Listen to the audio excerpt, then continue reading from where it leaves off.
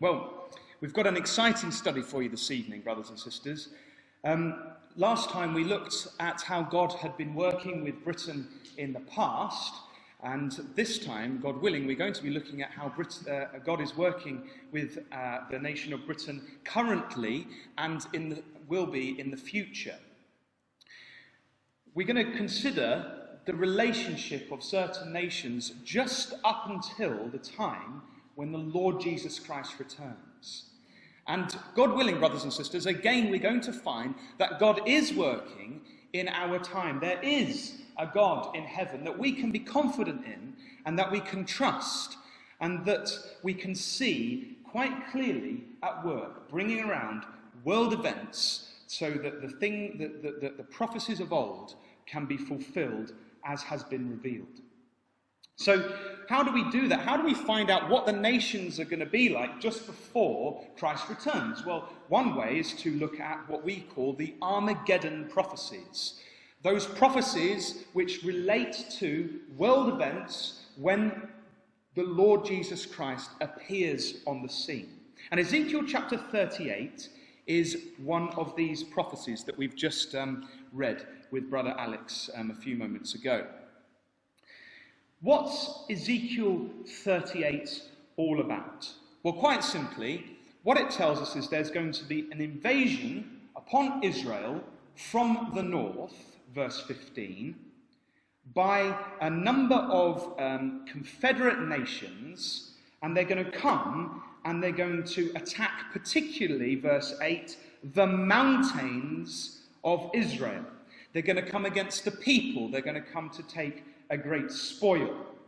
And when we compare it with the other prophecies, which we call the Armageddon prophecies, Daniel 11, Daniel 2, Joel 3, Zechariah 12 to 13, Revelation 16, we understand that this is going to be the event just before Christ and the immortalized saints reveal themselves to the world and the kingdom age begins. So we can piece together quite a lot of the information that we're given. Just like we do with the Gospels, we compare all the Gospels together to get the bigger picture. We have to do the same with prophecy, particularly the Armageddon prophecies. Now, it's not our job this evening to go into immense detail, particularly about the invading nations which come against Israel, but we do wish to set the scene a little bit. If you look at verse 1, the Confederacy of Nations is headed up by one character.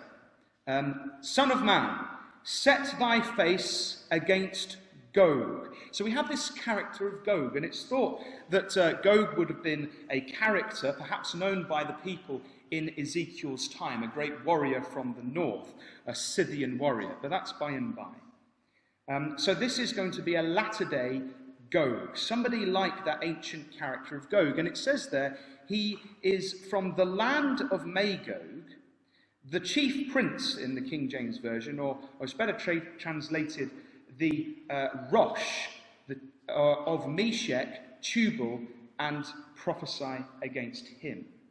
So we've got there a block of nations. We've got Magog, which if you do your research, you'll find that that's the area of Germany.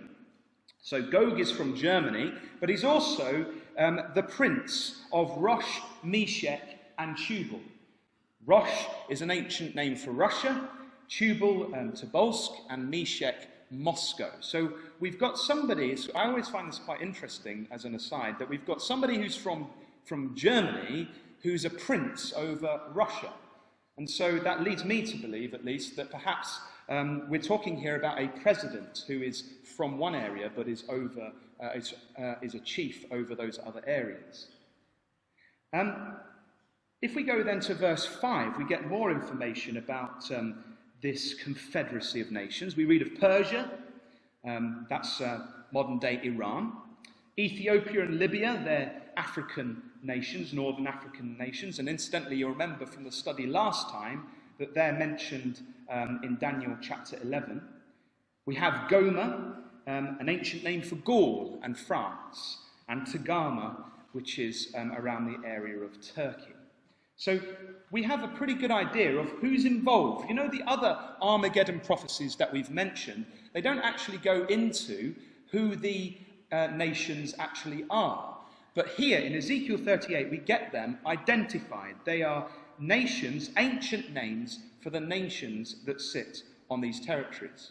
And that makes sense, doesn't it, brothers and sisters? Because in Ezekiel's time, if he was talking to people and said, oh, well, the French are going to be involved, they'd be thinking, who on earth are the French? Because the French hadn't been invented back then. But the Gomer people had. So it's the names of the ancient peoples that were around at Ezekiel's time. And as we say, they come from the north, it says there in verse 15, and thou shalt come from thy place out of the north parts. Some versions render the uttermost parts of the north, that phrase there. And as we say, this does link in with other prophecies. But, brothers and sisters, this is not... there is another set of nations which is mentioned in this prophecy. I don't know if you noticed it when Brother Alex was going through, but if you look at verse 13, we read of another set of nations, not part of this invading confederacy, a set of nations who challenge this invasion. Look at verse 13. It says, Sheba and Dedan and the merchants of Tarshish, with all the young lions thereof, shall say unto thee, unto Gog, art thou come to take a spoil? Hast thou gathered thy company to take a prey, to carry away silver and gold, to take away cattle and goods, and to take a great spoil? And that's where we're going to head to in just a few moments to identify who Tarshish is.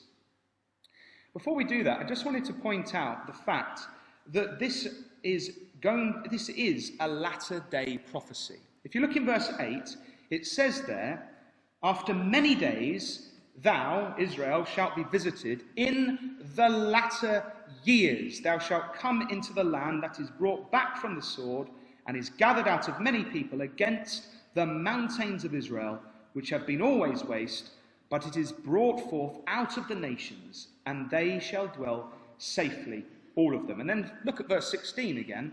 And thou shalt come up against my people of Israel as a cloud to cover the land. It shall be in the latter days.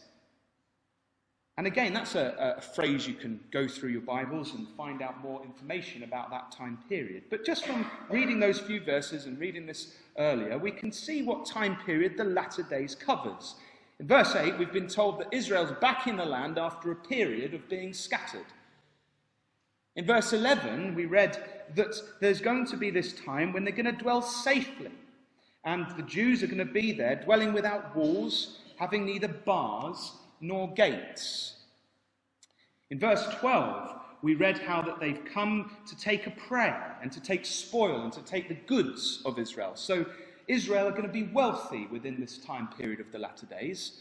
And also, in verse 8, we read about the mountains of Israel. And in verse 12 as well, it mentions that they're going to come against those that are in the midst of the land of Israel. So there's going to be controversy, brothers and sisters, on a particular area within Israel, the mountainous region in the middle, the West Bank region. And we can say, brothers and sisters, quite assuredly that many of these things have happened. Obviously, Israel are back in their land. The nation of Israel, the state, 1948, came to pass. Verse 11, we can't really say that they're dwelling safely without walls, bars or gates. There is a picture that I took a few weeks back of a modern kibbutz. And each of the, what's a kibbutz? It's a Jewish settlement. And each of the Jewish settlements in Israel, they all have this like yellow gate. And all the way around their villages, they have a wall or a fence that goes all the way around.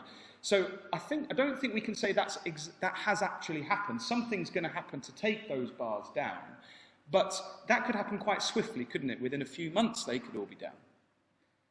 Verse 12, as we said, it talks about them being wealthy.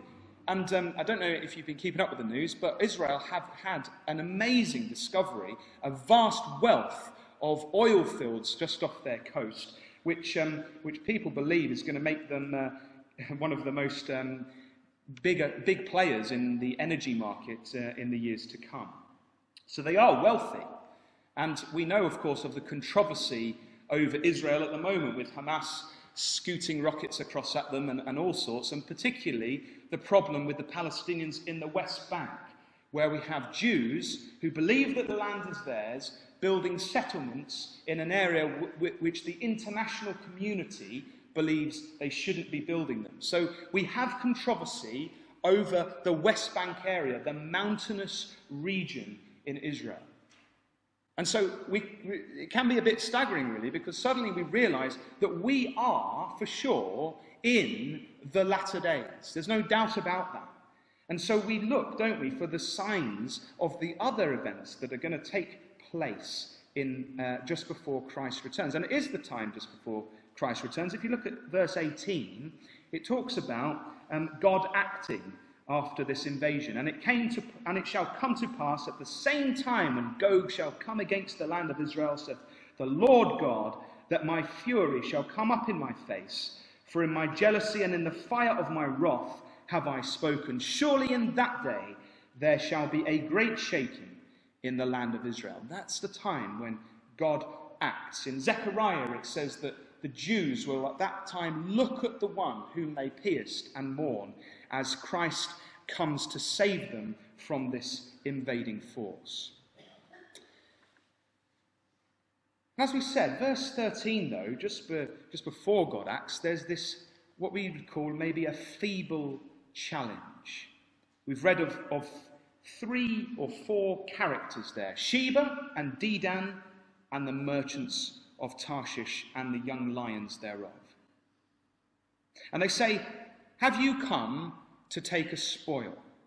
Art thou come to take a spoil? Just keep your hand in Ezekiel chapter 38. I'd like you to just flick across to 1 Kings chapter 17 and verse 18. Because here in 1 Kings chapter 17, we have the same Hebrew for the word art thou come. And it gives us an understanding of what this means. What does it mean when they say, have you come to take a spoil? Well, if you look at 1 Kings 17, it's a different context. It's Elijah, and he has some dealings with the widow woman. I'm sure you remember the passages. But particularly, she says to Elijah after her son falls sick in verse 18, she says, what have I to do with thee, O thou man of God? Art thou come unto me to call my sin to remembrance and to slay my son? Now what that tells us, brothers and sisters, it's the same word. Have you come to me? In other words, Elijah had physically come to speak with her. And so that gives us the idea of what this challenge is here when we flick back to Ezekiel 38. The Gogian force had come to the area where Sheba and Dedan and the merchants of Tarshish were operating. And so they are saying to them, have you come? The Hebrew is the word bao, meaning to come or to enter. Have you come to us to do these things? So wherever Sheba, Dedan, the merchants of Tarshish and the young lions are, they are in the region where this conflict is taking place. And all they can do is ask the question. There doesn't seem that any further action takes place. They're not strong enough, it seems, to actually do anything about the great invasion, but the fact of the matter is they're there. So who are Sheba and Dedan then? Well, we haven't got time, but we could go over to Genesis 10 and look at how they're descendants of Ham, and in Genesis 25 they're mentioned as going to the east country, and we believe that it's this area here, the area of the Gulf, the Arabian Peninsula. The modern-day countries that inhabit that area are Saudi Arabia, the United Arab Emirates, Qatar, Kuwait, Bahrain, Oman, and Yemen. And what's interesting, brothers and sisters, is that these countries are Arab Sunnis. They're Sunni Muslims. I don't know if you know much about Islam, but that's quite significant because there's 2 types of Muslims in Islam. There's the Shia Muslims, Iran, Syria, the Palestinians, Turkey, Pakistan. They're all Shia Muslim countries. And they believe that following the Prophet Muhammad's death, that leadership should have gone directly to his cousin or his son-in-law, Abu Talib. But Sunni Muslims, the Sheba and Dedan group, they're separate from the Shia Muslims, and Sunni Muslims believe that the new leader should have been elected from among those who were capable for the job. So there was this division very early on in Islamic history, a falling out in the Arab world. And again, brothers and sisters, we think, how amazing is that? The angels have been at work, even in that regard, to separate out these nations so they're different from the other Arab nations of the world. And what's even more fascinating is that these particular Muslims currently, the Sunni Muslims, they're slightly concerned at the extremism of Iran, because they know that after Iran, if Iran was to eradicate Israel, the Shia Muslims, guess where they turn their attention next? Well, on their brothers who they believe are wayward, the Sunni Muslims. So what we're starting to see is a nervousness with these nations, particularly about Iran getting nuclear weapons, and they're starting to lean a little bit towards Israel. And so keep an eye out for that in the news as they tentatively support Israel at a distance. Obviously, they're not too keen because they are Muslim countries as well. But what we would like to do now is to spend the rest of our class, after that setting the scene, so to speak, trying to identify who Tarshish is. Now, brothers and sisters, if I was to say to you, oh, who's Tarshish, I'm pretty sure the majority of us here would perhaps say, well, it's Britain. But brothers and sisters, if I was to then say to you, well, prove to me that it's Britain, I think we perhaps might struggle. And I don't think it's good enough, is it, to just kind of follow what we've heard. Surely we need to get down to it and have some good tangible reasons as to why perhaps we might suggest that Tarshish is Britain. And so, God willing, that's what we hope to do in this class. But what we have to do, brothers and sisters, is we have to be a bit like Sherlock Holmes, okay? So we've got to go around and we've got to pick up some clues as to perhaps who Tarshish might be. And then we have to go through and see which nation those clues could fit to. And hopefully, as I'm sure by now you're aware, I believe that it is Britain. But hopefully you also will agree with that by the end of the class. So initially, what clues can we find straight up from here in Ezekiel chapter 38? Well, if you look in verse 13, we've already been told that they are the merchants of Tarshish. Now that's strange, isn't it? Because all the other nations that have been mentioned are just mentioned by their name. But here, we have the merchants of Tarshish, which seems to imply that only the merchants are in the vicinity of the conflict. Tarshish itself is not there, but the merchants, the traders, they are in the vicinity. So Tarshish is going to be somewhere else, but their merchants are going to be in the place where this conflict takes place. So that's our first clue. This is a trading power, and particularly a trading power who is there with Sheba and Dedan. They're in the Gulf. The word merchants means, in Hebrew, is kakar. It's used 20 times in the scriptures, translated as merchant 14 times, trade twice, merchantman once, panteth once, and that's in Psalm 38, my heart panteth, and traffic once. And the idea is it's being busy in trade. And Gesenius, a scholar, says that the word means to go around, to travel about countries for the sake of traffic, hence trade. So we're not dealing here, brothers and sisters, with a native power in the vicinity of Sheba and Dedan. We're dealing with a trading power who happens to be there at the time, who will also join Sheba and Dedan and say, have you come to take a spoil?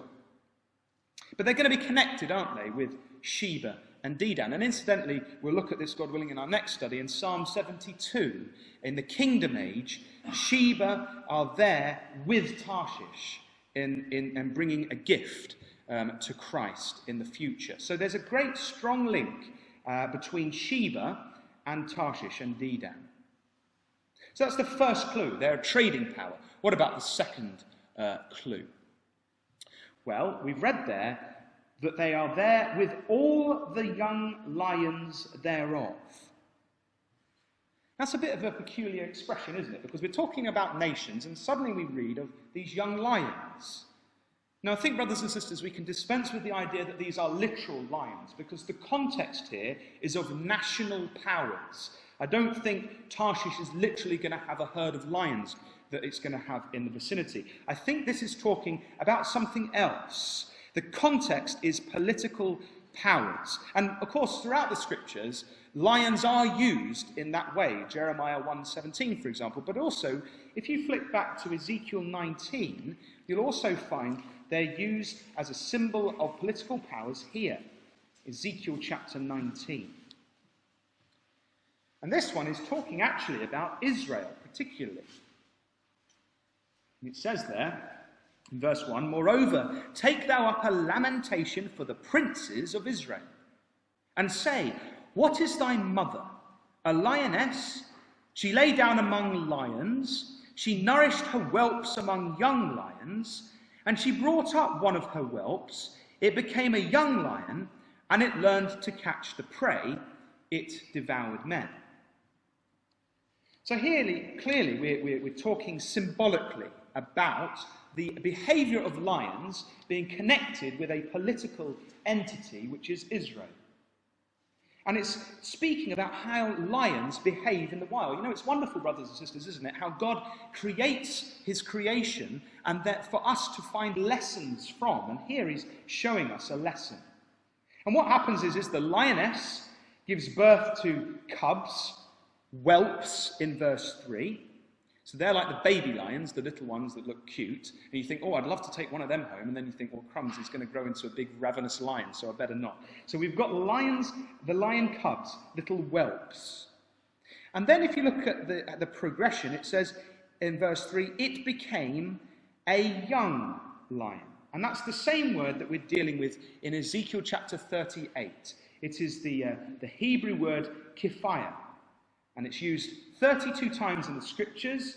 It's translated as lion 30 times, villages once, and young once.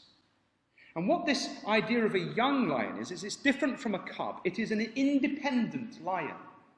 And what happens is the males grow up and they leave the lion pride. They become independent. They come to almost start a pride of their own. And so they roam around on their own. And the idea is that there's a central pride that has this offspring of these young lions that are independent, and they are a power in their own right. And that's why, as we've said, it's translated as villages elsewhere, because it gives this idea of having a central point and then other independent power bases coming out of that central part. Someone has also suggested it perhaps is also the idea of a lion's mane. So you've got a central part, and then you've got these other areas coming out of it. And so Ezekiel chapter 19 uses this idea of course, as a young lion in relation to the leaders of Israel who had become independent powers in their own right and had started going about doing their own thing.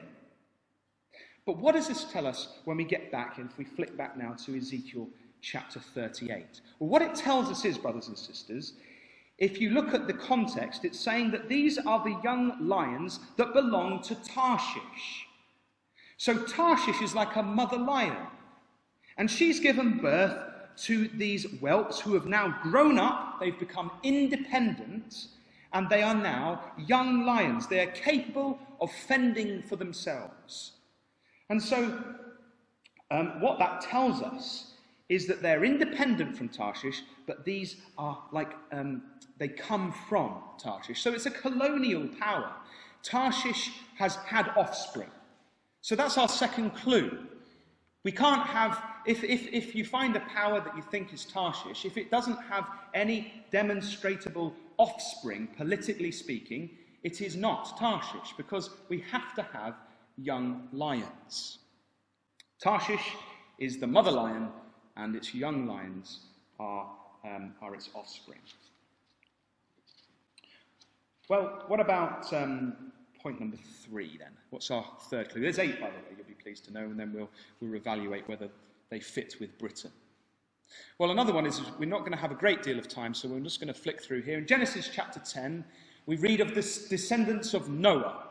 And the Genesis chapter 10 has become known as the Table of Nations. And the idea is that all the ethnic and racial groups of humans can be traced back to the descendants of Noah, and particularly his three sons, Shem, Ham, and Japheth. And according to Josephus, this is how where they emigrated to. So you have Shem, who emigrated to the Middle East and Israel area. You have Ham, who emigrated over to Africa. And you have Japheth, who emigrated to Europe and parts of Asia. And so when you consider that, another identifying feature of Tarshish, who comes under the sonship of Japheth, when you read Genesis 10 verses 4 and 5, you'll find that, as I say, Tarshish descends from Japheth. So wherever Tarshish is, it's not going to be in Africa, and it's not going to be in the Middle East. You might recall, actually, we did actually quote Genesis 10, verses 4 to 5 in our last class, and it said there, in fact, let's actually go there, because I do want to make one point there, very briefly. So we're going to go to the Table of Nations. And we read of the sons of Japheth in verse 2, are outlined, and it says in verse 4, the sons of Javan, Elisha, and Tarshish, and Kittim, and Doadim. And notice this, brothers and sisters, by these were the isles of the Gentiles divided in their lands, everyone after his tongue, after their families, in their nations. That word isles is quite interesting. You know, it doesn't just mean an island. Gesenius says it means a maritime land, whether the sea coast or an island.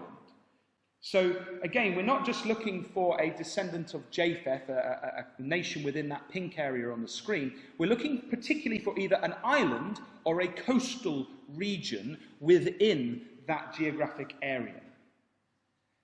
Incidentally, in Isaiah 60, verse 9, and 66, verse 19, Tarshish is also mentioned in connection with isles. So that was clue number 3. What about clue number 4? We're not going to turn to these ones. I promise you. We've just put this on the screen. Tarshish is always connected to ships. So we read a lot of the ships of Tarshish. So there's some passages on the screen, as we say. We've got 2 Chronicles 9:21, Psalm 48:7, Isaiah 2:16, 23:1, 69, and then Ezekiel 27:25. We will turn to the Ezekiel one later.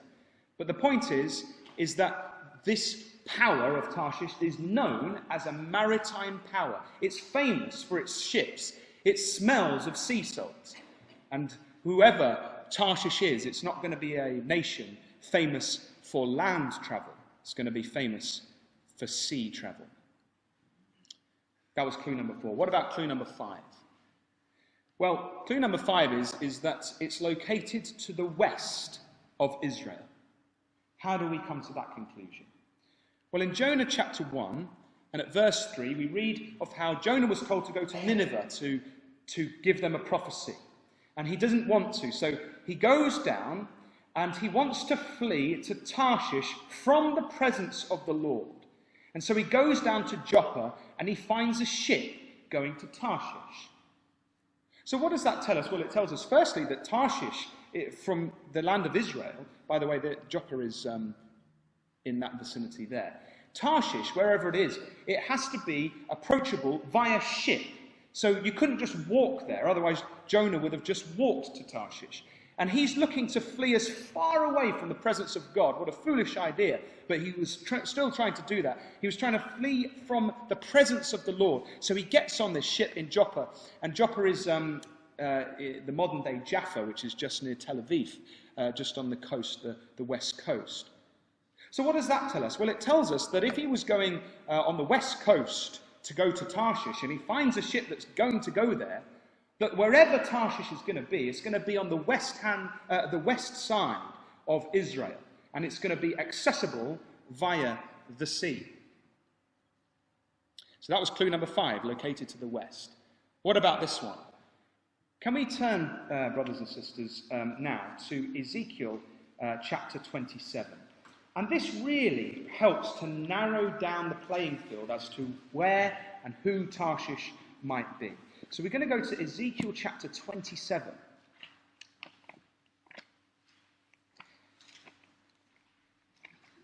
Now I've got to give you a bit of background to Ezekiel chapter 27 so we can appreciate what it's telling us.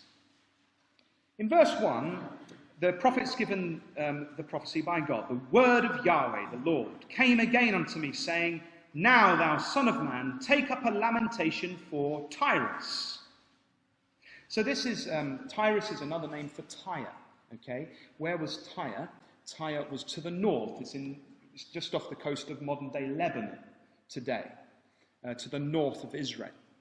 And Tyre, the people of Tyre, were known as the Phoenicians in ancient times. They're not called that in the Bible, but they are the Phoenician nation. And they were famous for their trade. The Phoenicians were phenomenal traders. You can see a map at the bottom here. You see that yellow line there? It shows how they'd gone all around the world, all around the Mediterranean at least. This is just the western side. They were also off on the other side, the east. And what they did was, they weren't particularly strong militarily. They weren't like a military power. But what they were fantastic at was setting up little colonies, little groups of people who would work with the natives of wherever they came across, and the natives would bring them all their goods from that particular area and then sell them to the Phoenicians, who would then put them on their boats and off they'd go, and then they'd stop back at that place at a later time. And you can see there that's one of their ships engraved in a sarcophagus at one point, and some of their coins. And all of this depict the fact that they were an amazing trading power of the ancient world.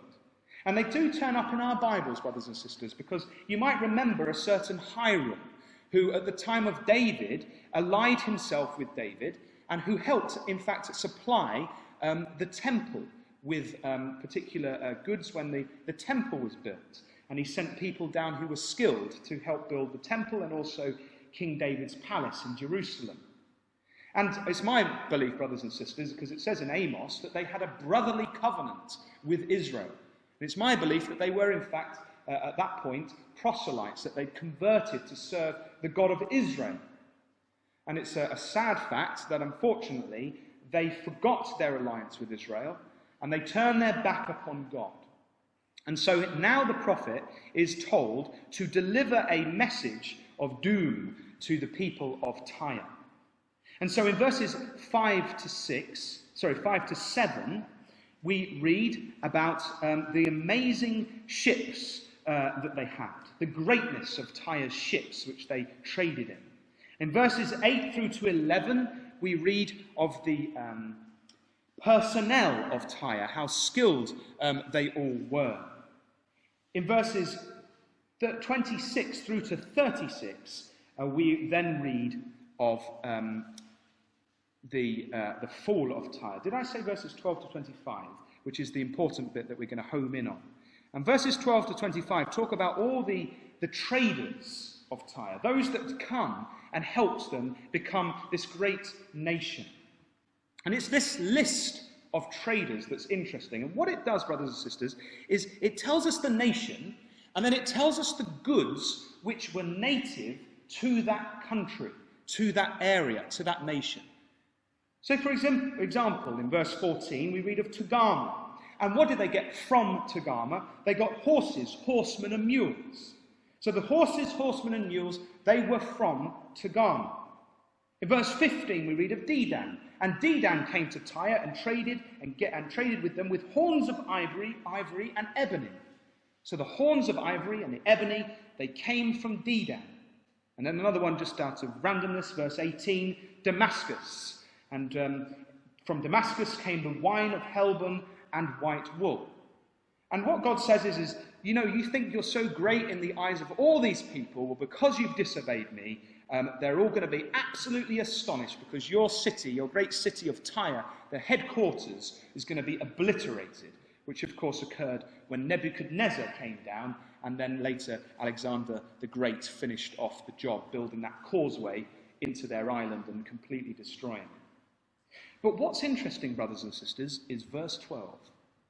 Because there we read of our subject. Tarshish was thy merchant, by reason of the multitude of all kind of riches. With silver, iron, tin, and lead they traded in thy fairs. And what does that tell us, brothers and sisters? Well, logically, it tells us that these were the native goods of Tarshish. Tarshish came to Tyre and gave them silver, iron, tin, and lead. So whoever Tarshish is, whoever you suggest Tarshish is, they have to have these metals in them. And you have to demonstrate that those metals were traded with the ancient Phoenicians. And we'll come on to that in a little bit, God willing. So that's another massive identifier, because these metals, they're not found everywhere. In fact, tin, I think, is only found in about 4 or 5 places on the planet. So that limits us quite a bit as to where Tarshish actually is. If you actually glance down, look at verse 25. It mentions there that the ships of Tarshish did sing of thee, Tyre, in thy markets, and thou wast replenished, and made very glorious in the midst of the seas. And this brings us on to another identifying aspect of Tarshish. Again, we've got the connection with Tarshish and the sea, but we have here an indication that Tarshish was the one who replenished Tyre. So it was the ships of Tarshish which actually helped to carry goods back and forth throughout all these countries, so that Tyre could become wealthy. In other words, the ships of Tarshish traded in all these areas and brought their goods to Tyre. And at this point, brothers and sisters, I wish to spend a little bit of time, it's slightly off subject, but dealing with the topic of Eastern Tarshish. It's been suggested, well, let's just turn there, just flip back to 2 Chronicles chapter 8. You see, it's been suggested in the Brotherhood that perhaps there is actually 2 Tarshishes, 2 bases, 2 places we could call Tarshish. And I'm not actually sure that we need to necessarily come to that conclusion from the verses we're about to look at. So if you look at 2 Chronicles chapter 8, verse 17 says, and this is now we're going back to the time of Solomon, okay? So this was about 900 BC, if my memory is correct. Ezekiel's written around 600 BC, so it's written perhaps 300 years before the time of Ezekiel. And it says there that Solomon went to Ezion-Geber and to Eloth at the seaside in the land of Eden. And Huram, that's Hiram, the Tyre chap that we were talking about earlier, the king of Tyre, he sent him by the hand of his servant ships, and servants that had knowledge of the sea, and they went with the servants of Solomon to Ophir, and took thence 450 talents of gold, and brought them to King Solomon. And it's quite clear that there was a port built in Ezion-Geber. It's in modern-day Eilat in Israel, right down the south by the Red Sea down there, not to the west, to the south. And so that's where the port initially was. But then if you flick over to chapter, what are we doing next? Let me just remind myself. Chapter 9, verse 20, we read these words. Chapter 9, verse 20. And all the drinking vessels of King Solomon were of gold, and all the vessels of the house of the forest of Lebanon were of pure gold. None were of silver. It was not anything accounted of in the days of Solomon. For the king's ships went to Tarshish with the servants of Huram. Every 3 years once came the ships of Tarshish, bringing gold and silver, ivory and apes and peacocks. Now, it depends how we read that, brothers and sisters, because if you read it as with a break between Huram and every 3 years, it doesn't actually say an awful lot about where Tarshish might be. But if we read it as a continual paragraph, which obviously isn't in the Hebrew, there could be a break or not in the Hebrew, then perhaps it indicates to us that Tarshish, wherever Tarshish was, contained gold, silver, ivory, apes and peacocks. And those are, particularly peacocks and apes, they are famous from coming from India. And so the suggestion has been that if they've gone to Tarshish for those goods, that there's an eastern Tarshish, as well as another Tarshish that gives metals. But just read it again, brothers and sisters. For the king's ships went to Tarshish with the servants of Hiram. Stop. And then, every 3 years once came the ships of Tarshish, bringing gold and silver, ivory and apes and peacocks. So it doesn't necessarily mean that they went to Tarshish from this port, necessarily. But I'll tell you another verse that does seem to indicate that. If you go over to chapter 20 and verse 36, we read this time of King Jehoshaphat, king of Judah. And at verse 36 it says that Jehoshaphat joined himself with Ahaziah, him, to make ships to go to Tarshish, and they made the ships in Ezion-Geber, which is down the south, which again has led some to believe that maybe if they're going to go from to Tarshish from that area, that Tarshish must be in the east. But brothers and sisters, I just want you to consider this quote from Herodotus, who wrote 440 BC, okay, so around 450 years later. He says, Libya, and he means Africa, Libya is washed on all sides by the sea, except where it joins Asia, as was first demonstrated, so far as knowledge goes, by the Egyptian king Necho, 600 BC. But that doesn't necessarily mean, brothers and sisters, that it wasn't demonstrated before that, and I'll come on to that.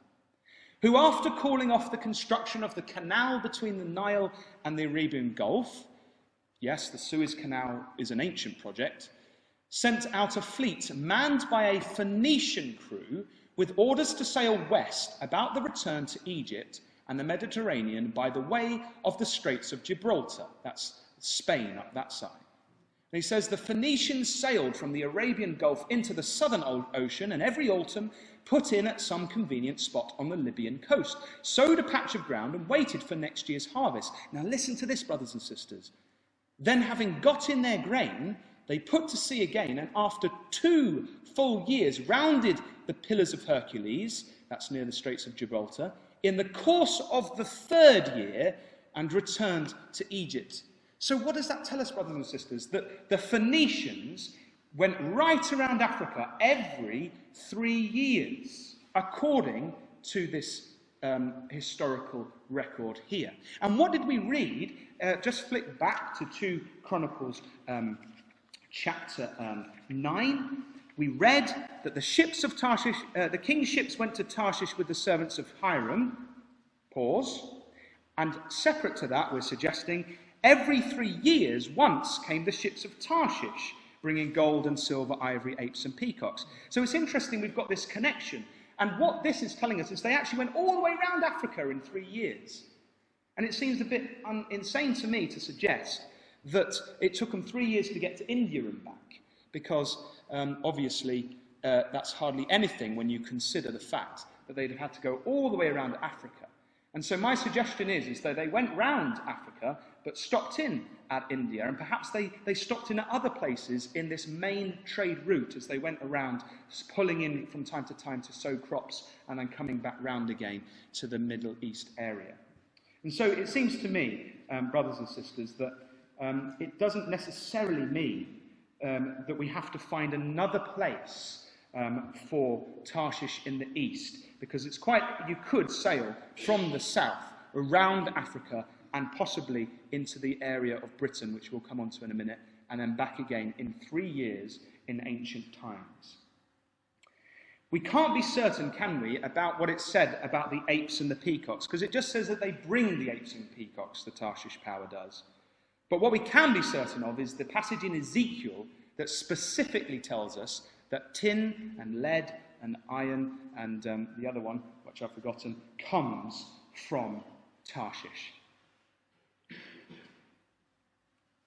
So that's just a slight aside, but it gives us another clue that's attached to this. It trades in global markets. It could easily pick up things from ivory from Africa or from peacocks from India and still remain in the West. And the final clue is the takeover from Tyre. Can we quickly turn to Isaiah chapter 23?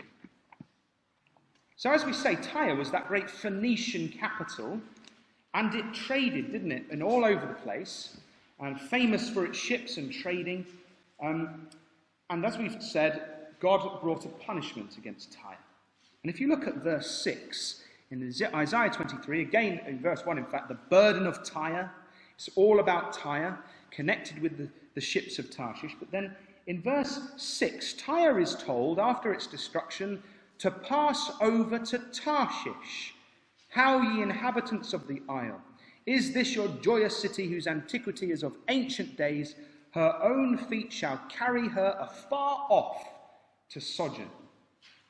So what does that tell us then? Well, it tells us that after the destruction of Tyre, the Phoenician power, that the Phoenician influence would eventually transfer itself to Tarshish, wherever Tarshish was, and that Tarshish would take over from where Tyre left off. And it also tells us that Tarshish is afar off from Tyre. It was a long distance away. So we would expect then that whoever Tarshish was, it should be demonstrated that they've taken over from the ancient Phoenicians, that perhaps they took over from this ancient trade route, and as we say, go on up, as we saw from the other diagram I showed, that the Phoenicians were going up to Britain at that time. Whoever Tarshish is takes over that trade route. So just a very brief recap, and then I want to see who fits. We've just seen 8 clues from the Bible, and whoever we suggest Tarshish is, it has to fit with all 8. It's a trading power operating in the region of Sheba and Dedan. It's a colonial power. It's descended from Japheth and is an island or coastal power. It's a maritime power. It's located to the far west of Israel. It's a source of silver, iron, tin, and lead, and traded with Tyre of old. It trades in global markets, and it would take over from the trade of the ancient Phoenicians of Tyre.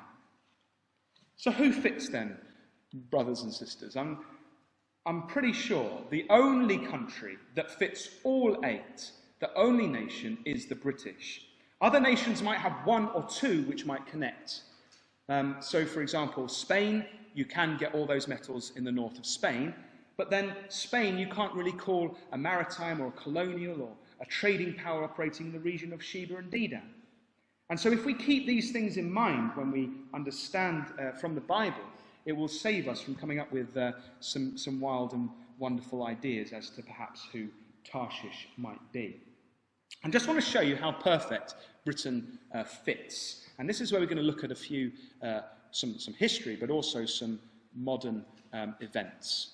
We've got to demonstrate that Britain's operating in the area of Saudi and Arabia and the Gulf. You know, it's very recently that David Cameron, on November the 5th, I think it was the 5th that he visited actually, that he visited Saudi Arabia, here from the Financial Times, in the next leg of a Gulf tour aimed at boosting trade and investment. Exports to the 6 states of the Gulf Cooperation Council, Saudi Arabia, the United Arab Emirates, Qatar, Kuwait, Oman and Bahrain, rose 18% in the past year, according to the Foreign Office. So this is telling us that Britain is in the region of the Gulf. And look at this. I went on the Foreign and Commonwealth Office website to see what they were saying, Britain was saying about the Gulf area. And it says that we want the UK to be the Gulf's commercial partner of choice. British businesses and expertise has much to offer the region. An estimated $2.2 trillion in infrastructure projects is currently planned or underway in the region. Now, don't you think that's amazing, brothers and sisters? Here we have Britain, a trading power, operating in Sheba and Dedan in quite a powerful way. Is it that this is the connection which causes the merchants of Tarshish to be in the area, for them to say with Sheba and Dedan to Gog, have you come to take a spoil? What about Britain being a colonial power? Well, I'm sure I don't have to really over-egg this one. Britain obviously had a great empire of old, which we looked at in our last study. They're now independent from Britain. So we have independent powers, young grown-up lions who are their own entities and their own powers in their own right. They no longer rely on Britain, and they now are called the Commonwealth. I think there's 50-odd countries attached to that, and incidentally, nearly 20% of global trade is all done through the Commonwealth. So we have the mother lion, Britain, and we have her young lions trading in the areas of Saudi Arabia.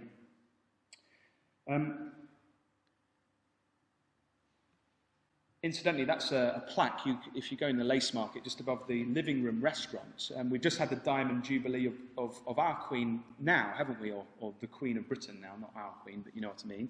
And here's one that was 60 years ago for Queen Victoria, and it's interesting to show how that all of these countries at that time were connected with the mother lion. And you'll notice the little lions around the side. It's a symbol Britain's adopted over the years.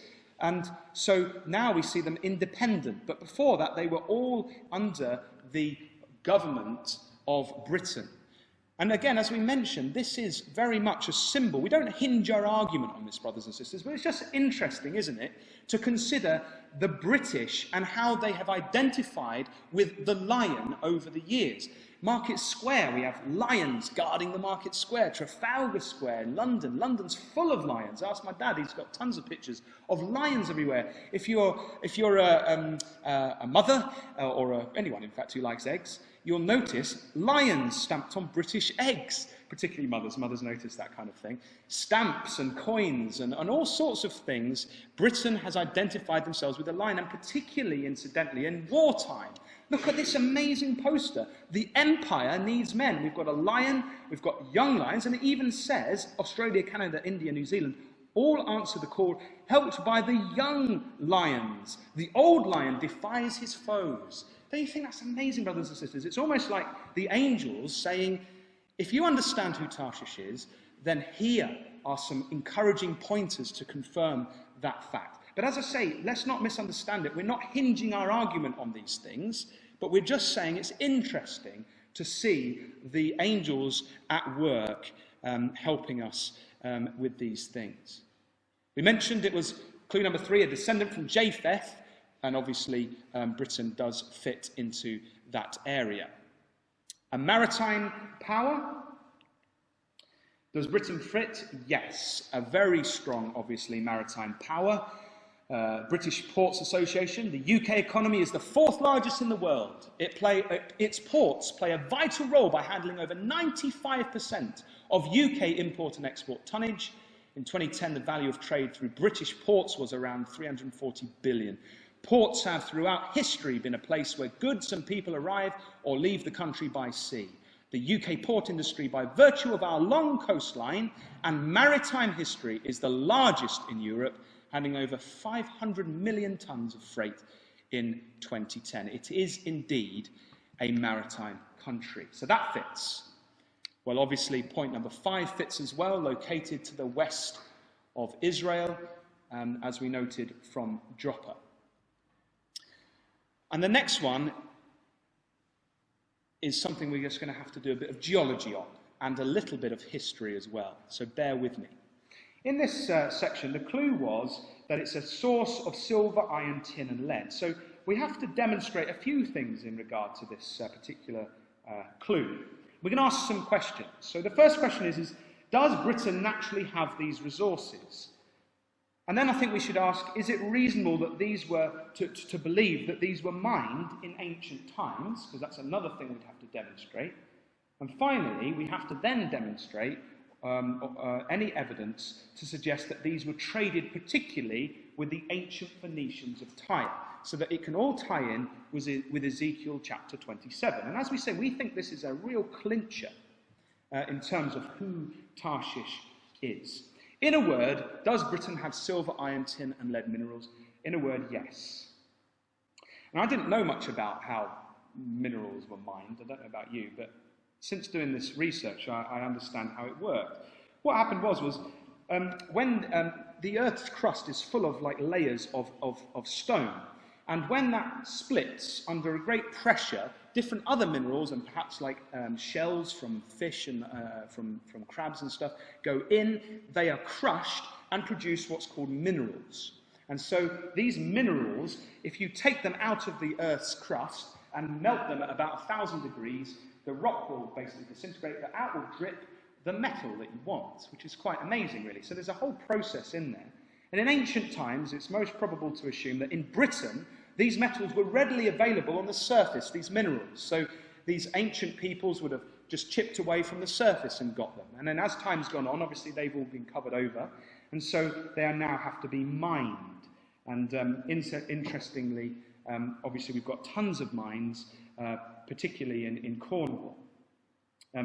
The ancient word for Britain comes from the Celtic, the land of metals, or in the Syriac, Baratanak, the land of tin. And incidentally, the Phoenician mines, the Phoenician word for Tarshish conveys the meaning of metal refinery. So the name Britain today seems to link in with this idea of being a land of metals.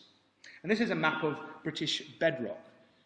Now, you might have been aware that last week we were in Derbyshire, and I bored Ruth silly by taking her to the Derbyshire, the Peak District Mining Museum. And there you can see whole crates of all different minerals from around the country. And I happened to just pick out here the ones which relate to our study. Britain does have minerals for iron, lead, tin and silver. And you melt those down and out drips the metal that you require. It does have them, so that fits. But what about the next question, which I think we need to really answer? Is it reasonable to believe that these were mined in ancient times? Well, here on the right-hand side, we have a map by a historian who's identified all the ancient Roman sites where they mined for various metals. Now, history really began with the Romans. We don't have an awful lot from the time of the Phoenicians at all to confirm or deny it, but history starts, as we say, recorded history starts. So we can see that around 43, 50 AD, this is why Britain became useful to the Romans, and perhaps it's why the Romans crossed the Channel and invaded the southern part of Britain.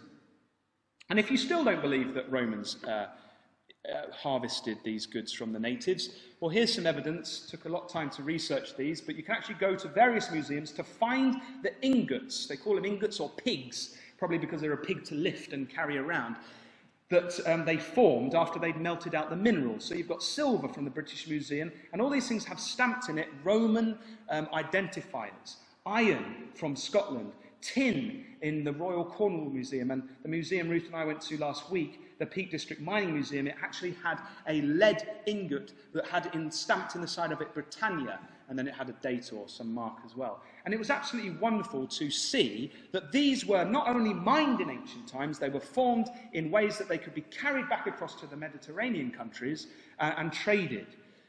And here is another source of evidence where Professor John F. Healy, who's a lecturer at Manchester University, he identified all these sources of Roman ore, that's those mineral metals, and incidentally for the four that we're looking at, Britannia appears in his list as well. So it's fantastic, isn't it, brothers and sisters, to see that these metals were indeed mined and carried across in those days. This is quite a famous one. This does potentially date back to Phoenician times, in the time of Ezekiel, an ancient St. Mawes tin ingot. It was dragged up in the port of St. Mawes when they were trying to churn it out so they had bigger ships in. And they think that this, because of the shape of it and the age of it, was perhaps formed around 2000 BC, which is pretty amazing, found in Britain. So we can be sure that these metals were mined in ancient times in Britain. Final question on this one.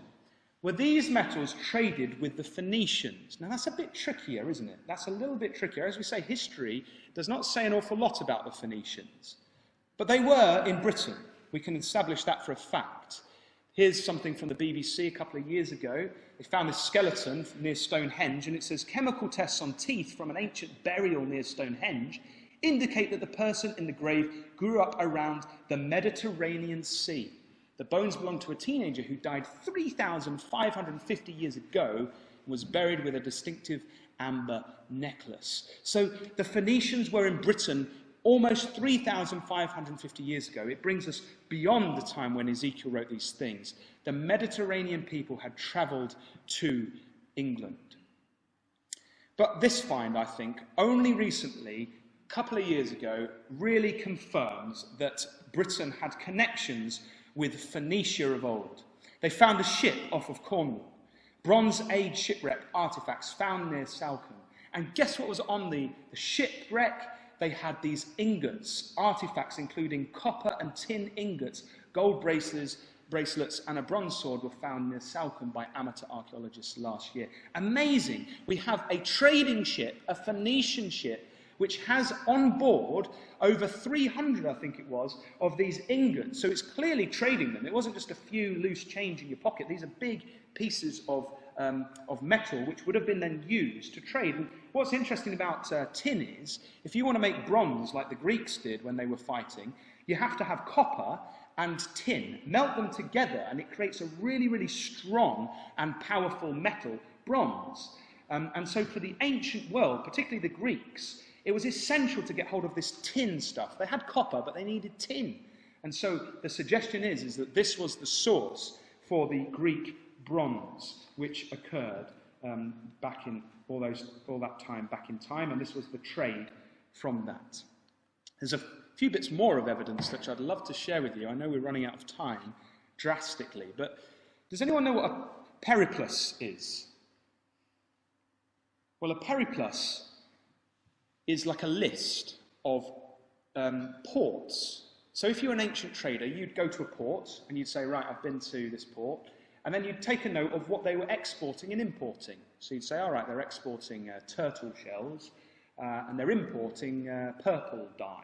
Wonderful. And then you make a note of it, and then you travel around the place, and after a while, this periplus would become quite valuable, because you'd want to know, if you were in a port, you'd think, crumbs, these guys are selling these dirt cheap, and I need somewhere else to trade them. Oh, on my periplus, I can find that the port down the road wants them, so I'll take those goods, buy them, and sell them to that port, because that's what's in need over that area. And this ancient periplus, the periplus of the Ethiopian Sea, in the eastern side of the world, is quite famous. It's around the time of 30 AD. So, okay, 600 years off of Ezekiel's time, but still important, because it lists in order the ports and coastal landmarks with approximate intervening distances that the captain of a vessel could expect to find along shore by this merchant. And what's interesting is that he mentions 4 places in regard particularly to tin. He mentions them there: Avalius, Cana, Ozine, and Bakar. And what's fantastic about that is that each of those places imported tin, but none of them exported tin. And he even says where they got the tin from. He says, there are imported into this place, he's talking about Cana, from Egypt, a little wheat and wine, as at Musa, clothing in the Arabian style, plain and common and most of it spurious, and copper and tin. And he's saying that they came from Egypt. Now what's interesting is that tin was not mined in Egypt. So the question is where did the Egyptians get their tin from? So we have to find other evidence from it. But what it tells us is that wherever the ancient world got their tin from to make all their bronze, it wasn't in the east, so we've got to look west. Here's that chap Herodotus again, cracking beard. And what did he say about these things? He said, 440 BC, we're only 200 years, under 200 years off of when Ezekiel wrote. This is fascinating. He was in Greece, and he says, of that part of Europe nearest to the west, I am not able to speak with decision. I by no means believe that the barbarians give the name of Eridanus to a river which empties itself into the northern sea, whence it is said, our amber comes. Neither am I better acquainted with the islands called the Cassiterides, which from which we are said to have our tin. So he's talking about 2 things there. He's talking about amber and tin. And he's not sure, he's not acquainted particularly where they're from, but he knows that one comes from a river, and the tin particularly comes from islands called the Cassiterides. And then he says, the name Eridanus is certainly not barbarous. It is of Greek derivation, and as I should conceive, introduced by one of our poets. I have endeavoured, but without success, to meet with someone who, from ocular observation, might describe to me the sea which lies in that part of Europe. It is nevertheless certain that both our tin and our amber are brought from those extreme regions. So where did the ancient world get their tin? According to a man who lived at that time, from the western extreme end of Europe, from islands. It's really important that we understand that the tin came from islands. It didn't come from Spain, it came from an island, and particularly a group of islands called the Cassiterides. So we're starting to build up this picture that tin came from the western islands. And when we go through other historical evidence, Julius Caesar, just before he invades Britain, he says, the island is well peopled, full of houses built after the manner of the Gauls, and abounds in cattle. They use brass money and iron rings of a certain weight. The provinces remote from the sea produce tin, and those upon the coast iron. So we have Britain in ancient times, already before the Romans get there, producing metal. A great evidence to suggest that they had it to trade with the Phoenicians. And here's one, Diodorus from 8 BC. He makes a very interesting point.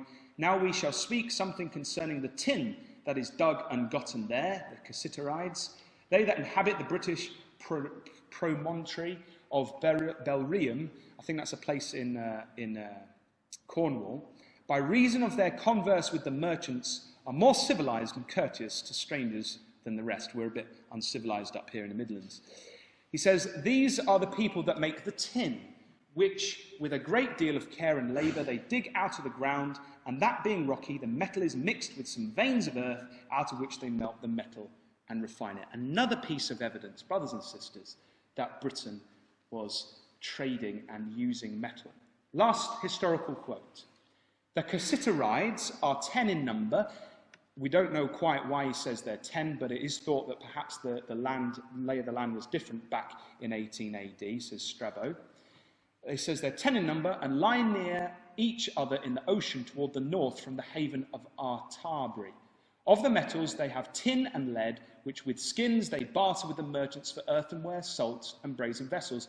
And now, this is fascinating. Why is it we don't have anything from the Phoenicians telling us this? Listen to what he has to say. He says, formerly, the Phoenicians alone from Gades engrossed this market, hiding the navigation from all others. So the Phoenicians had been to Britain, and they were there. And then it says, when the Romans followed a certain shipmaster that they might discover the market of metals, the jealous shipmaster willfully stranded his vessel on a shoal, misleading those who were tracking him to the same destruction. Escaping from the shipwreck by means of a fragment of the ship, he was indemnified for his losses out of the public treasury. So when people tried to follow the Phoenicians were so fanatical about keeping secret that Britain had all this wonderful metal that they would happily run their ships aground to stop people understanding the secret. And that's perhaps why Herodotus couldn't find one person that had been to the Cassiterides. He knew that they were there,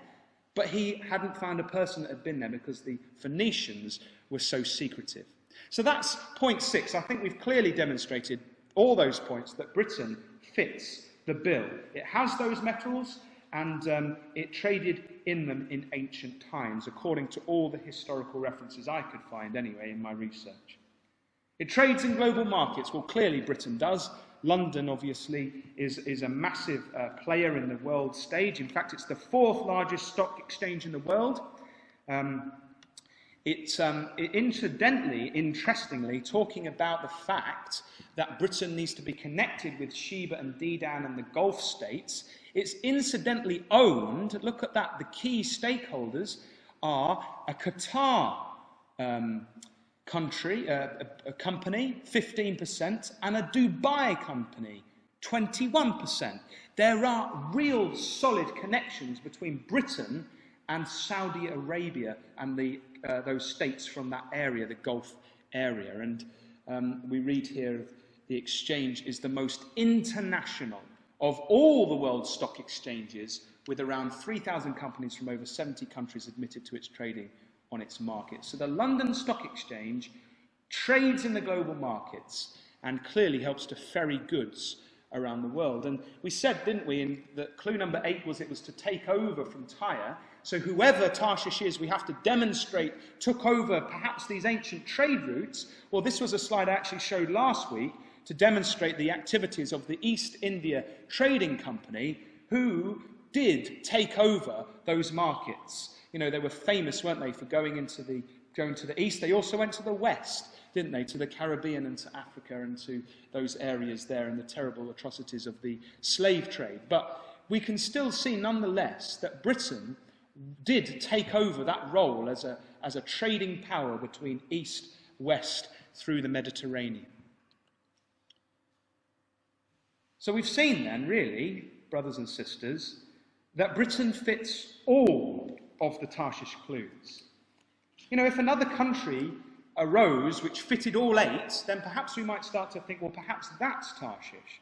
But I very much doubt it. I think we can be very, very confident, for these reasons demonstrated scripturally and historically, that Britain is the only fit for Tarshish. And if anyone suggests anything otherwise, then I'd suggest that they need to do this study that we've done, collate the evidence, and to sum up.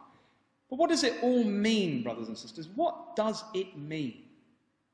Well, when we come back to Ezekiel chapter 38, the signs of things that are going to happen just before Christ returns are clearly set out, aren't they? We have the Gogian Confederacy on one hand. On the other hand, we've got Sheba and Dedan and the young lions. So we get a picture, don't we? We've been given a vision, brothers and sisters, to encourage us. As we look out at the world, we actually see these things occurring. Tarshish, Britain, is going to be separate from these other nations, from the European powers. It's going to be operating in the area of the Gulf. Look at this. This was only the 15th of September this year. An armada of international naval power massing in the Gulf as Israel prepares an Iran strike. An armada of US and British naval power is massing in the Persian Gulf in the belief that Israel is considering a preemptive strike against Iran's suspected nuclear weapons program. Western leaders are convinced that Iran will retaliate in any attack by attempting to mine or blockade the shipping lane through which passes around 18 million barrels of oil every day, approximately 35% of the world's oil traded by sea. A blockade would have a catastrophic effect on the fragile economies of Britain, Europe, the United States and Japan, all of which rely heavily on oil and gas supplies from the Gulf. So we have Britain in the area. These are vital supplies for the British economy. And so we have them moving into position to defend it. Only the other week, Cameron, he met with the states of the Gulf, and he says, and the Independent reported, it is understood that the government is keen to reassure its Gulf allies that they would have Britain's full diplomatic and military backing should tensions with Iran escalate further. Britain is in that area and is diplomatically and militarily there. Are you come to take a spoil? It's clearly coming to pass before our eyes. If we could see these things in our newspapers day to day, I think we'd get very, very encouraged. The Black Duke, it's a ship, will be on guard in the Arabian Gulf this winter and spring. The Type 23 frigate and a crew of 215 left Plymouth last month and will be policing busy shipping lanes. Monmouth will disrupt and deter piracy to protect shipping on a vital maritime trade route. You see, we don't really think about this because we just go to Sainsbury's and pick up our food. But all that stuff comes through some of those areas, and particularly when we fill up our cars, it's a lot of it coming from the Gulf area, from Sheba and Dedan. What about Britain separating itself from Europe and becoming independent? Well, that's clearly on the cards. Look at this from last year. You remember Britain vetoed a really vital item that the European Union were putting forward, the new treaty, which was to take away more powers. And we read from the Telegraph there that the title was EU Treaty, David Cameron stands as the lone man of Europe. And the Telegraph suggested that the actions of Britain last year could end with departure from the EU. So Britain will be separate in a location where they can challenge the European powers.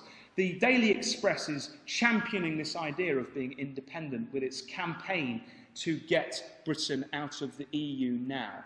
That's one of the covers that they had. We demand our country back. The British public, because of reports like these on the screen, are sick to death of the EU stamping all over the sovereignty of the British. And so we can see, brothers and sisters, Britain on the way out of Europe.